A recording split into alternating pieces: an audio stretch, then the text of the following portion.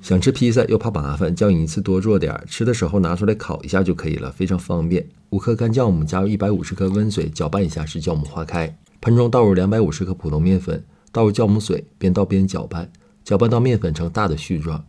加入3克盐和20克植物油，下手揉成光滑的面团，大概需要揉10分钟，像这样就可以了，看上去非常光滑。面团平均分解成9份，再整理成圆形的小面球，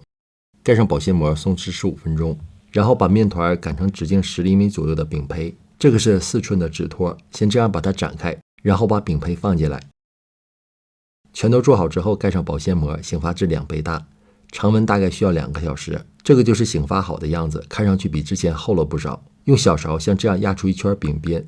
用叉子在上面戳几个孔，防止烘烤的时候鼓起来，这样披萨的饼底就做好了。先给饼底定下形，200度烤2分钟，表皮摸起来有些硬就可以了。现在我们开始组装披萨，这里准备了3种口味，饼底涂黑椒酱，撒一层奶酪碎，摆一圈烤肠片，放几个青椒丝，再撒一些奶酪碎，这个叫它黑椒烤肠披萨。饼底涂沙拉酱，撒一层奶酪碎，铺一层自己喜欢的水果，再撒一些奶酪碎，这个叫它水果披萨。